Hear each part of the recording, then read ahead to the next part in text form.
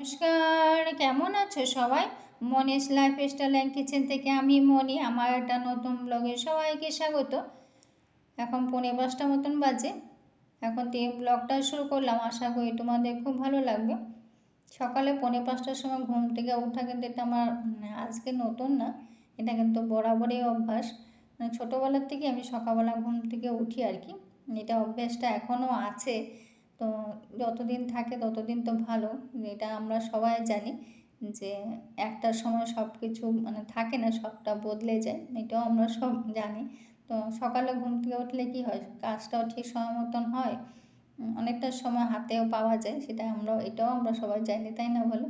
তো সকালবেলা উঠে বাসি মুখে জল খাওয়াটা তো ভালো, সেটাই আর কি খেয়ে নিলাম। এটা আমি প্রতিদিনই খাই।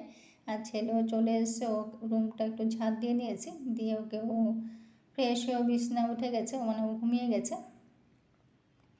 তো রান্নাঘরটা চলে এলে এই রান্নাঘরটা পরিষ্কার করে নেব। যদিও এই রান্নাঘরগুলো আগে পরিষ্কার করেছি, বেশ কিছুদিন আগে করেছি, তখন তো রং করা হয়েছিল, সেটাও তোমাদের সঙ্গে শেয়ার করেছিলাম। যেহেতু মা দুর্গা আসছে, তো আমরা সবাই তো একটু তো ক্লিন করতেই হয়, সেটাই করে নিচ্ছি। একটু তো হালকা পাতলা নোংরা হচ্ছে, সেটা করে নিলাম আর কি। তো মাঝে মধ্যে এইভাবে করলে কিন্তু পরে আর কি, যে বছরে দুবার যে ডিপ ক্লিন করতে হয় না, একবার মা দুর্গা পূজার সময়, একবার পয়লা বৈশাখে, তখন কিন্তু চাপটা কমই থাকে, এটা কিন্তু সত্যি কথা। এটাই পরিষ্কার করে নিচ্ছে, আজকে দুটো রান্নাঘরেই করবো, তো সেটাই যতটা পারি ততটা করে নেব আর কি। তো এটাই করে নিচ্ছি, রান্নাঘরটা সকাল সকাল শুরু করে দিলাম, অনেকটা সময় আছে হাতে। আর অনেকেই আমাকে কমেন্ট করেছো যে তোমার ঘরটা সত্যি অনেক বড়, সত্যি অনেক বড়, কিন্তু এটাও তো ঠিক, এটা আমার বাড়িতে কিন্তু কোনো দামি দামি আসবাবপত্র নেই, এটা কিন্তু সত্যি কথা। এটাও ঠিক, আমরা সব মেয়েরা কিন্তু জিনিসপত্র দিয়ে বা সুন্দর সুন্দর জিনিস দিয়ে ঘর সাজাতে কিন্তু আমরা সবাই পছন্দ করি, ভালোবাসি, কিন্তু ভাগ্যে যেটা থাকে সেটা তো মানতেই হবে, তাই না বলো? ভাগ্যের কাছে তো কেউ তো জিততে পারেনি, ভাগ্য তো একটা আছে, ওটা ওটা যেটা আছে সেটা নিয়ে থাকাটাই কিন্তু আমি মনে করি মঙ্গল, নাইলে বাড়িতে অশান্তি, আর এছাড়া কিছুই হবে না। আরেকটা যদি যদি আমরা ভাবি না যে দারিদ্রতা বিলাসিতা কী, তাহলে কিন্তু নিজেকে বোঝানো যাবে। কেননা বলো তো, যদি ভোরবেলা একটু স্টেশনে যাওয়া যায় না, তাহলে কিন্তু দেখতে পাওয়া যায় যে কত মানুষ কীভাবে ঘুমিয়ে থাকে, সেটা দেখলে কিন্তু তখন মাথায় আসে যে আমি তো অনেক সুখে আছি, তাই না বলো? কত মানুষ এখনও আছে, যে আমরা তো তাও পোশাক তো পরছি, কিন্তু এখনও কত মানুষ আছে জানো, পোশাক একটা সেলাই করার ছিঁড়া পোশাকটা সেলাই করার জন্য কত না পরিশ্রম করছে, একটু ওইটা টাকাটা জোগাড় করার জন্য না, এখনও অনেক লোক আছে। তখন মনে হয় যে আমি অনেক সুখে আছি, যেমন আছি তেমন ভালো আছি। সবচেয়ে বড় কথা হলো সুস্থ থাকা দিয়ে কথা, যেটা আছে সেটা নিয়ে যাতে সবাই সুস্থ থাকি। এখন হলো সবার থেকে বড় কথা হলো সুস্থ থাকাটা, সবাই যেন সুস্থ থাকে, ভালো থাকে, সেটাই যেটা আছে সেটা নিয়ে ভালো থাকাটাই আমি মনে করি, সেটাই নেই তো নেই, কিছু করার তো নেই, যখন তুমি মারপিট বা হুলস্থুল করলে তার আসবে না, তাই না বলো? তো রান্নাঘরটা মোটামুটি করা হয়ে গেছে, এখনও কিন্তু গোছায়নি, গোছাতে গেলে তাহলে অনেকটা সময় লাগবে, তাহলে আবার টিফিনটা দেরি হয়ে যাবে, যেহেতু বর উঠে গেছে, ও আবার এখন প্রাণায়াম করা শুরু করে দিয়েছে, আমার সময় মতো আবার টিফিনটা তো দিতে হবে। ওই জন্য ভাবলাম বাথরুমটা করে নিই একবার, যেহেতু আমি স্নান করব, বাথরুমটা তো ছোট আছে, তো ওটা পরিষ্কার একবার করে নিই, তো আমি এইভাবেই করি। তো সেটাই তোমাদের সঙ্গে শেয়ার করলাম, এভাবে মুছে নিই আর কি। যেহেতু এবার তো অনেক বৃষ্টি হয়েছে না, তার জন্য কিন্তু অনেক স্যাঁতস্যাঁতা মতনও হয়েছে পুরো বাড়ি, সবটাই কিন্তু হয়েছে, দোতলা কিন্তু হয়েছিল, তো ওগুলো সব মুছলে কাঠের যেগুলো থাকে না জানলাগুলো, সেগুলো ভালোই কিন্তু কালি হয়েছিল, সেগুলো মুছে মুছে কিন্তু পরিষ্কার করতে হয়েছে। তো একদম বাথরুমটাও হয়েছিল, সেটাই মুছে নিলাম, মুছে পরিষ্কার করে নিলাম, করে তবে স্নান করে নেব।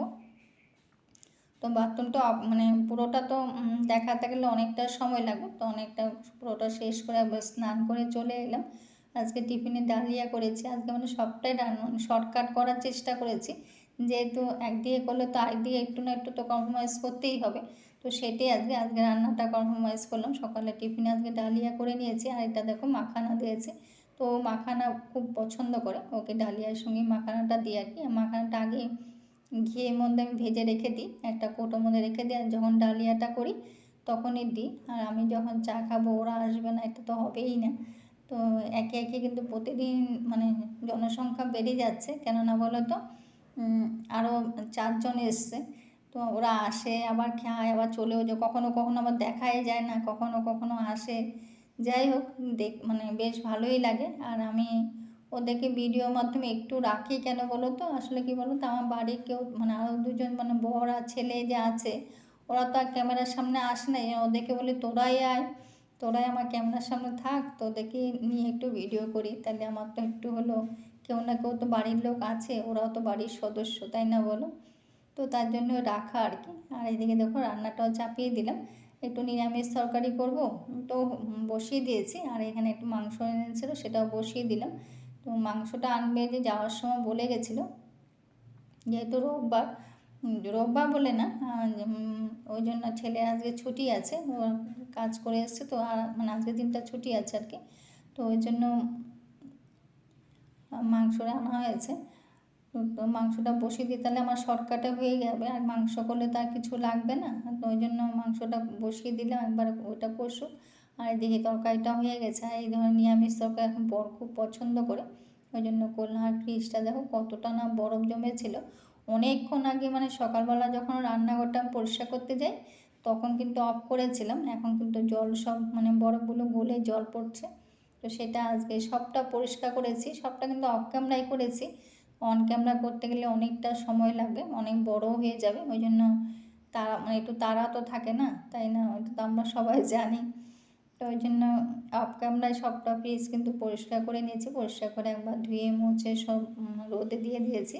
আর এদিকে বরফগুলো সবটা ফেলে দিই, একটা প্লাস্টিক আমি দিয়ে রাখি, কেন বলো তো, তাহলে যদি এখানে কিছু রাখা হয় না তাহলে এটা মানে বরফে আটকে যায় না প্লাস্টিক, কিন্তু এটা থেকে মানে তাহলে অতি সহজে বার করা যায় আর কি। দিয়ে দেখো মাংসটা একটু ঝোলটা শুকিয়ে গেছে, ওদিকে ফ্রিজটা পরিষ্কার করতে গিয়ে ঝোলটা কখন যে শুকিয়ে গেছে লক্ষ্যই করিনি। যাই হোক, বিকেলবেলা যদি ডাল দরকার পড়ে তাহলে করতে হবে।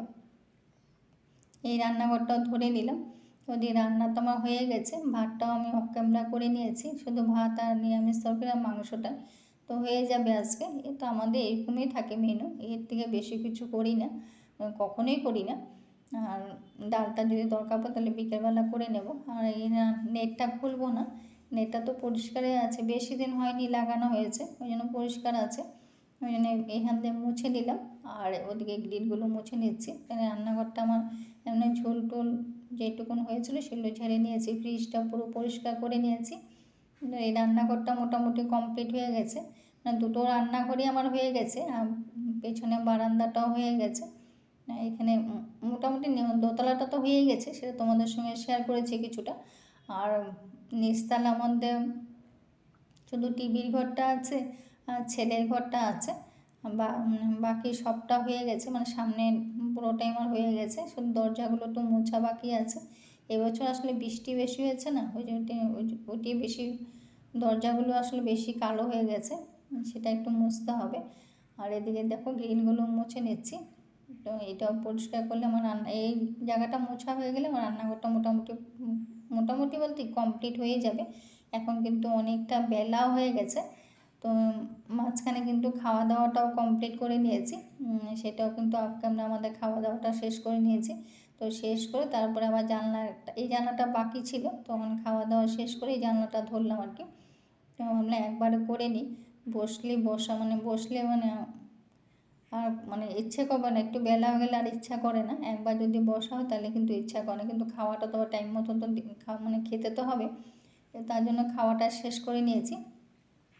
এখন দেখো অনেকটা বেলা হয়ে গেছে, সব কাজ শেষ করে এখন প্রায় ধরো 5টা বাজে, মানে সকাল 5টার থেকে বিকেল 5টার মধ্যে আমি পুরোটা কমপ্লিট করে নিলাম। মানে সবটা মুছে পরিষ্কার করে ঘরটার সব মোছা হয়ে গেছে, যে স্নান করতে হবে তো চিরুনিগুলো ধুয়ে দিয়েছি। আর এদিকে জানলা সব দেখো নিট অ্যান্ড ক্লিন, সব গুছিয়েও নিয়ে ফেলেছি একবারে, সব গুছিয়ে তারপরে সবটা হয়ে গেছে আর কি। আর এইখান থেকে রান্নাঘরটা পুরো পরিষ্কার হয়ে গেছে, আর ওদিকে রান্নাঘরটাও কিন্তু আমি সব গুছিয়ে নিয়েছি।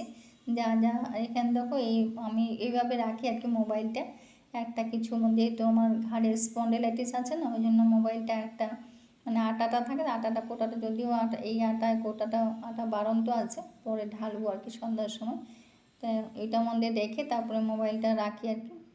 আর এই দেখো এই রান্নাঘরটাও পরিষ্কার হয়ে গেছে, পুরো সবটা নতুন এক পেপার দিয়েছি, পেপার দিয়ে আবার নতুন করে কোটোগুলো সকালবেলা ধুয়েছিলাম, সব শুকিয়ে গেছে। এগুলো এখন যা রোদ উঠেছে সব শুকিয়ে গেছে, শুকিয়ে এগুলো আবার সব কোটো ভরে টরে সব পরিষ্কার করে গুছিয়ে নিলাম। এটাও একটাও গুছিয়ে নিলাম।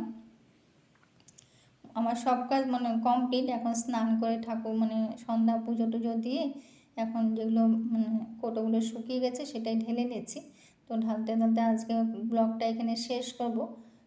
তো কেমন লাগলো সবাই কমেন্ট করো, যদি কিছু একটা ভালো লেগে থাকে তাহলে লাইক কমেন্ট শেয়ার করো, সাবস্ক্রাইব করে পাশে থেকো। সবাই ভালো থেকো, সুস্থ থেকো। তো আমার মানে ডালে কোটা আমি মানে পুরোটা ঢালি না, অল্প অল্প করে ঢালি, অল্প করে রেখে দিই। তো আবার মানে একবারে কোটো ঢালি না আর কি, একটু মানে প্লাস্টিকে রেখে দিই আর একটু করে ঢালি আর কি। এটা আমি বরাবর এরকমই করি, যে একবার ঢেলে নিই না আর কি। তো কোটোগুলো সকালবেলা ধুয়েছিলাম, শুকিয়ে গেছে, আর বাকিটা এখানে রেখে দিই।